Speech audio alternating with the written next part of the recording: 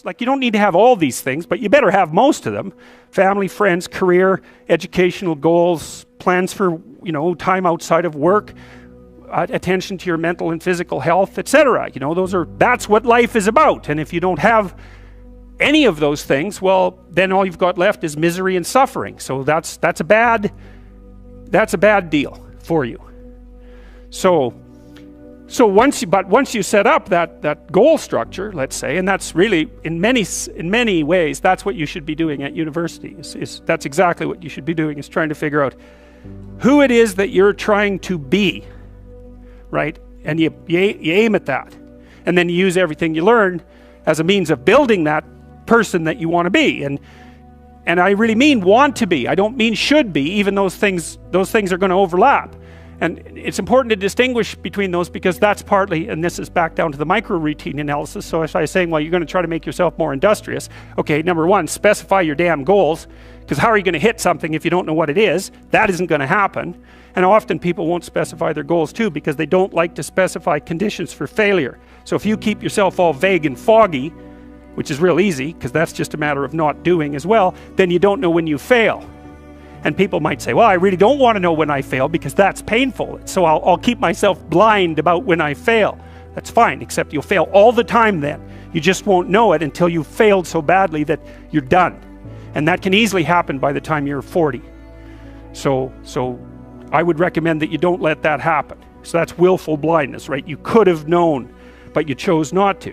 Okay, so once you get your goal structure set up, you think, okay, if I could have this life, looks like that might be worth living, despite the fact that it's going to be, anxiety provoking and threatening, and there's going to be some suffering and loss involved and all of that. Obviously, the goal is to have a vision for your life such that, all things considered, that justifies your effort.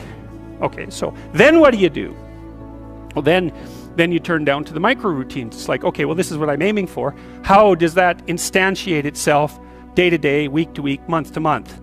And that's where something like a schedule can be unbelievably useful. Google Calendar. It's like, make a damn schedule and stick to it. Okay, so what's the rule with the schedule? It's not a bloody prison.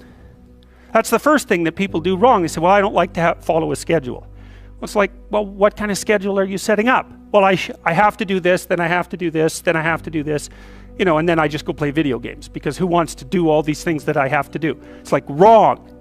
Set the damn schedule up so that you have the day you want. That's the trick. It's like, okay, I've got tomorrow. If I was going to set it up so it was the best possible day I could have, practically speaking, what would it look like? Well, then you schedule that. And obviously there's a bit of responsibility that's going to go along with that, because if you have any sense, one of the things that you're going to insist upon is that at the end of the day, you're not in worse shape than you were than at the beginning of the day, right? Because that's a stupid day. If you have a bunch of those in a row, you just dig yourself a hole and then you bury yourself in it. It's like, sorry, that's just not a good strategy. It's a bad strategy. So maybe 20% of your day has to be responsibility and obligation, or maybe it's more than that, depending on how far behind you are. But even that, you can ask yourself, okay, well, I've got these responsibilities. I have to schedule the damn things in. What's the right ratio of responsibility to reward? And you can ask yourself that, just like you'd negotiate with someone who is working for you. It's like, okay, you got to work tomorrow. Okay, so I want you to work tomorrow. And you might say, okay, well, what are you going to do for me that makes it likely that I'll work for you? Well, you could ask yourself that, So maybe you do an hour of responsibility and then you play a video game for 15 minutes. I don't know, whatever turns your crank, man. But, you have to negotiate with yourself and not tyrannize yourself. Like you're negotiating with someone that you care for, that you would like to be productive and have a good life. And that's how you make the schedule. It's like, and then you look at the day and you think, well, if I had that day, that'd be good. Great. And you're useless and horrible, so you'll probably only hit it with about 70% accuracy, but that beats the hell out of 0, right? And if you hit it even with 50% accuracy, another rule is, well, aim for 51% the next week, or 50.5% for God's sake, or because you're going to hit that position where things start to loop back positively and spiral you upward. And so that's one way that you can work on your conscientiousness, is plan a life you'd like to have. And you do that partly by referring to social norms. That's more or less rescuing your father from the belly of the whale. But the other way you do that is by having a little conversation with yourself about, as if you don't really know who you are, because you know what you're like. You won't do what you're told. You won't do what you tell yourself to do. You must have noticed that. It's like you're a bad employee and a worse boss, and both of those work, you know, for you. You don't know what you want to do, and then when you tell yourself what to do, you don't do it anyways. You should fire yourself and find someone else to be. But you know, my point is that you have to understand that you're not your own servant, so to speak. You're someone that you have to negotiate with, and you're someone that you want to present the opportunity of having a good life to. And that's hard for people because they don't like themselves very much. So, you know, they're always like cracking the whip and then procrastinating, and cracking the whip and then procrastinating, and it's like, God, it's so boring and it's such a pathetic way of spending your time. And you know what that's like, because you probably waste like 6 hours a day. And I think we did an economic calculation about that a while back, right? Your time's probably worth $50 an hour, something like that. I mean, you're not getting paid that now, but you're young, and so this is investment time, and what you do now is going to multiply its effects in the future. So let's say it's $50 an hour, which is perfectly reasonable. So if you waste 6 hours a day, and you are, then you're wasting about $2,000 a week, or about $100,000 a year. So like, go ahead, but that's what it's costing you every hour. And you need to know what your damn time is worth. So let's say it's not $50, it's 30, whatever. Maybe it's 100, it's somewhere in that range. One of the things you should be asking yourself is, when you spend an hour, was that, well, would have I paid someone $50 to have had that hour? And if the answer is no, it's like, well, maybe you should do something else with your time. And it depends on whether or not you think that your time's worthwhile. But the funny thing about not assuming that is, if you assume your time isn't worthwhile, what happens is you don't just sit around sort of randomly in a state of responsibilityless bliss. What you do is you suffer existentially. And so that seems like a stupid solution. You know, if you take people, and I've told you this, and you expose them voluntarily to things that they are avoiding and are afraid of, you know, that they know they need to overcome in order to meet their goals, their self-defined goals. If you can teach people to stand up in the face of the things they're afraid of, they get stronger. And you don't know what the upper limits to that are, because you might ask yourself, like, if for 10 years, if you didn't avoid doing what you knew you needed to do, by your own definitions, right, within the value structure that you've created, to the degree that you've done that, what would you be like? Well, you know, there are remarkable people who come into the world from time to time, and there are people who do find out over decades-long periods what they could be like if they were who they were, if they spoke their being forward.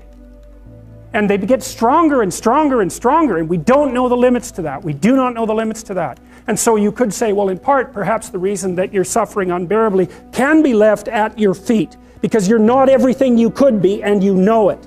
And of course, that's a terrible thing to admit, and it's a terrible thing to consider, but there's real promise in it, right? Because it means that perhaps there's another way that you could look at the world, and another way that you could act in the world, so what it would reflect back to you would be much better than what it reflects back to you now.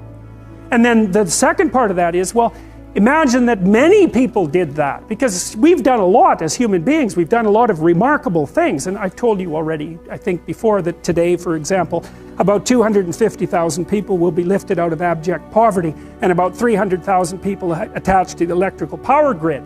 We're lifting people out of poverty collectively at a faster rate that's ever occurred in the history of humankind by a huge margin. And that's been going on unbelievably quickly since the year 2000. The UN had planned to have poverty between 2000 and 2015, and it was accomplished by 2013. So there's inequality developing in many places, and you hear lots of political agitation about that. But overall, the tide is lifting everyone up, and that's a great thing, and we have no idea how fast we could multiply that if people got their act together and really aimed at it. Because, you know, my experience is with people that we're probably running at about 51% of our capacity. I mean, you can think about this yourselves. I often ask undergraduates how many hours a day you waste, or how many hours a week you waste, and the classic answer is something like 4 to 6 hours a day. You know, inefficient studying, watching things on YouTube that not only do you not want to watch, that you don't even care about, that make you feel horrible about watching after you're done. That's probably 4 hours right there. You know, you think, well, that's 25 hours a week, it's 100 hours a month, that's 2.5 full work weeks, it's half a year of work weeks per year. And if your time is worth $20 an hour, which is a radical underestimate, it's probably more like 50 if you think about it in terms of deferred wages. If you're wasting 20 hours a week, you're wasting $50,000 a year. And you are doing that right now. And it's because you're young, wasting $50,000 a year is a way bigger catastrophe than it would be for me to waste it, because I'm not going to last nearly as long. And so if your life isn't everything it could be, you could ask yourself, well, what would happen if you just stopped wasting the opportunities that are in front of you? You'd be who knows how much more efficient. 10 times more efficient. 20 times more efficient. That's the Pareto distribution. You have no idea how efficient people get. It's off the charts. Well, and if we all got our act together collectively and stopped making things worse, because that's another thing people do all the time, not only do they not do what they should to make things better, they actively attempt to make things worse because they're spiteful or resentful or arrogant or deceitful or homicidal or genocidal, or all of those things all bundled together in an absolutely pathological package. If people stopped really, really trying just to make things worse, we have no idea how much better they would get just because of that.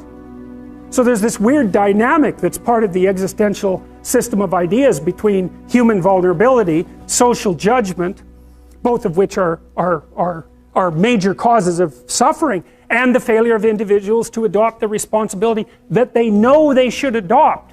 And that's the thing that's interesting too, is that, and like another thing I've often asked my undergraduate classes is, you know, there's this idea that people have a conscience. And you know what the conscience is.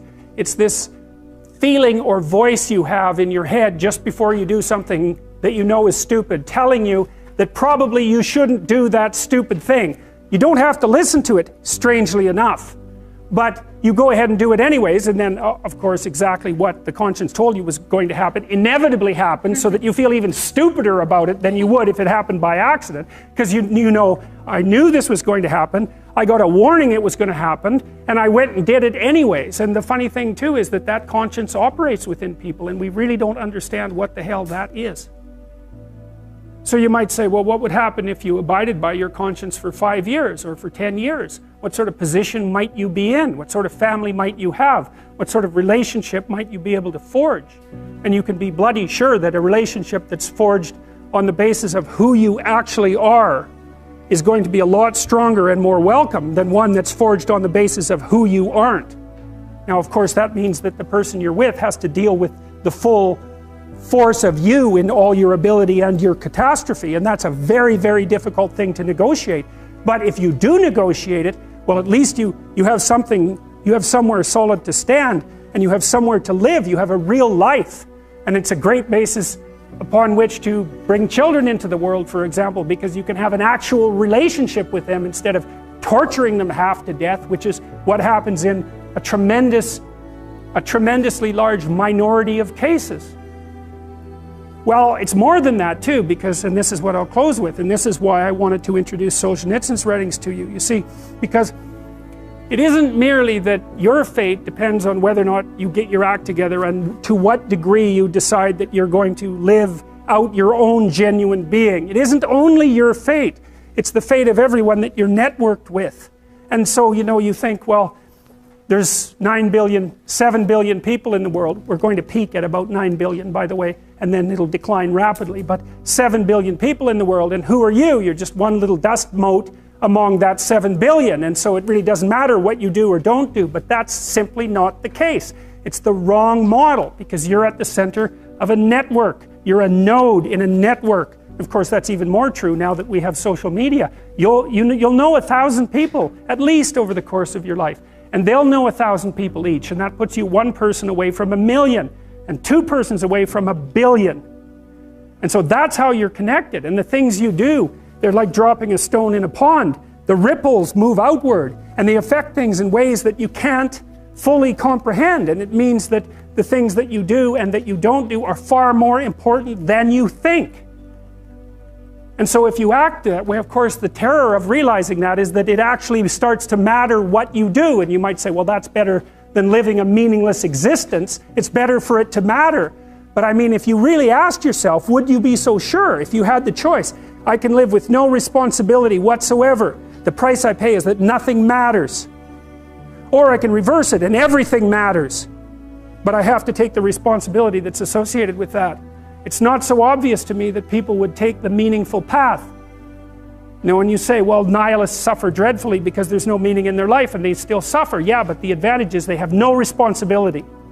So that's the payoff, and I actually think that's the motivation. Say, well, I can't help being nihilistic. All my belief systems have collapsed. It's like, yeah, maybe. Maybe you've just allowed them to collapse because it's a hell of a lot easier than acting them out. And the price you pay is some meaningless suffering, but you can always whine about that and people will feel sorry for you, and you have the option of taking the pathway of the martyr, so that's a pretty good deal, all things considered.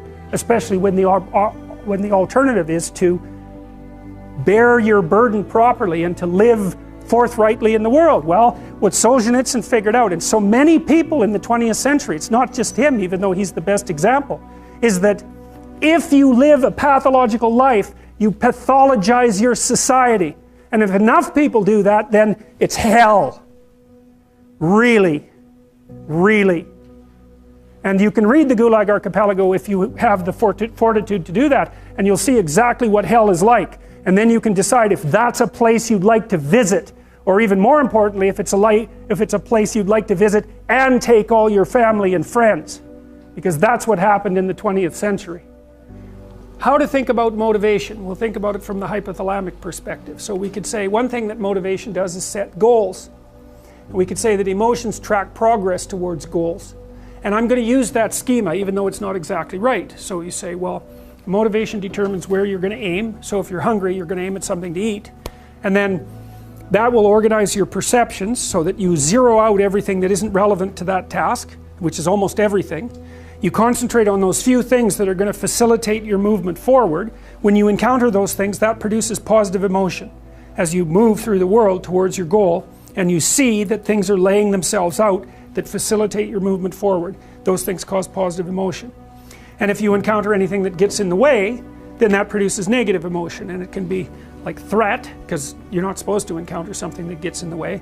It can be anger, so that you move it away. It can be frustration, disappointment, grief. Those would, if you had a response that serious to an obstacle, it would probably punish the little motivated frame right out of existence. You know, so you walk downstairs and, I don't know, the contracting company has set a wrecking ball through your kitchen. It's like, that's going to be disappointing. You're not going to keep eating the peanut butter sandwich in the rubble. That little frame is going to get punished out of existence, and some new goal is going to pop up in its stead. And you know, one of the things we're going to try to sort out is how do you decide when you've encountered an obstacle that's so big that you should just quit and go do something else, because that's not obvious. You know, and you can get into counterproductive persistence pretty easily. So we don't know how people solve that problem. It's a really complicated one. So anyways, we're going to work on that scenario. Your hypothalamus pops up micro goals that are directly relevant to biological survival. That produces a frame of reference. So it's not a goal, it's not a drive, and it's not a collection of behaviors. It's a little personality. And the personality has a viewpoint, it has thoughts that go along with it. It has perceptions, it has action tendencies, all of that. You can see this in addiction, most particularly. So one of the things that you find often with people who are alcoholic is they lie all the time. And that's because when they've built a little alcohol dependent personality inside of themselves, or a big one, maybe it's 90% of their personality. And one of the things that consists of is all the rationalizations that they've used over the years to justify their addiction to themselves and to other people. And so the addiction has a personality. You know, and so when the person is off, or maybe they're addicted to meth or something like that, where, you know, the addiction is more, it's more short-term powerful than I would say than an alcohol addiction. They'll say anything. And the words are just tools used to get towards the goal. And if they happen to be deceptive, whatever, it doesn't matter. They're just practical tools to get towards the goal. And then when you get towards the goal and you take a nice shot of meth or something like that, you reinforce all those rationales that you used to get the drug, and then the next time you're even a better deceiver and liar. So, okay, so we're going to say motivations, one way of thinking about it is they set goals, but it's not the right way of thinking about it. they produce a whole framework of interpretation. And so we're going to think about that framework of interpretation. And then emotions emerge inside of that. So that's it. So the world is framed, motivation, set goals. You could say the world has to be framed. So motivation sets that frame, goals, emotions, perceptions, and actions. And then actions track progress. So positive emotion says you're moving forward properly towards your goal. And if you encounter something you don't expect, you stop. That's anxiety. It's like, oh, we're not where we thought we were. And so we don't know what to do. So we should stop because we don't know where we are or what we're doing. Stop, frozen. And then the more powerful negative emotions like pain, they might make you get out of there. So emotions, forward, stop, reverse. That's your emotions within that motivated frame. So, and that's another example of how your mind is embedded in your body. Your emotions are like they're offshoots of action tendencies. That's the right way to think about it. Because action is everything, fundamentally. So what are some basic motivations?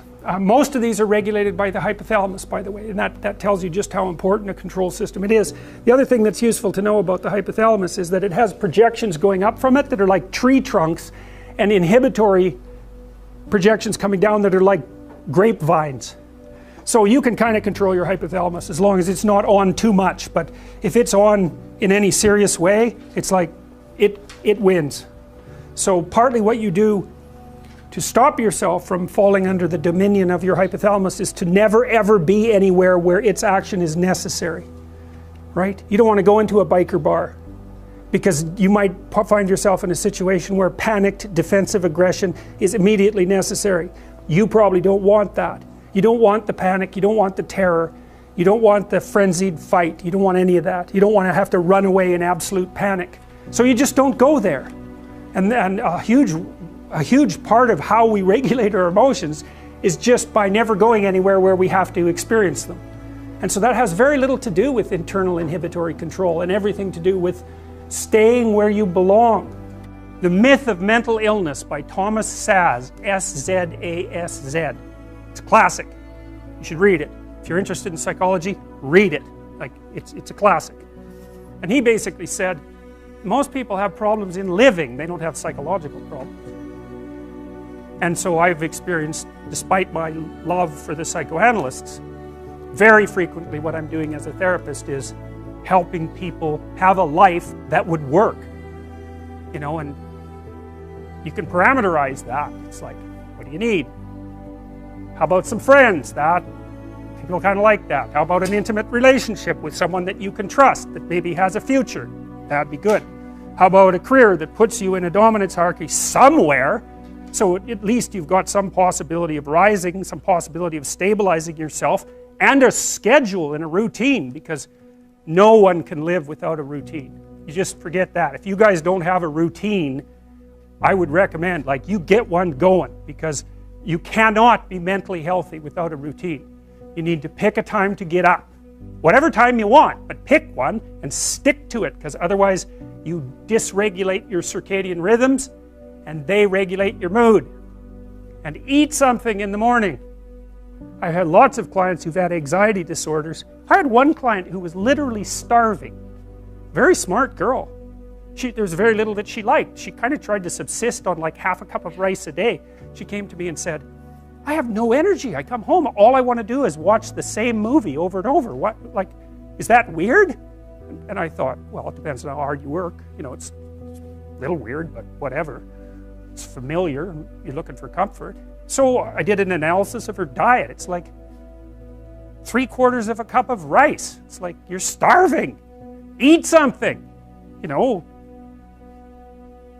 you'll feel better. So she modified her diet, and all her anxiety went away, and she had some energy. It's like, yeah, you got to eat. So a schedule, that's a good thing, man. Your brain will thank you for it.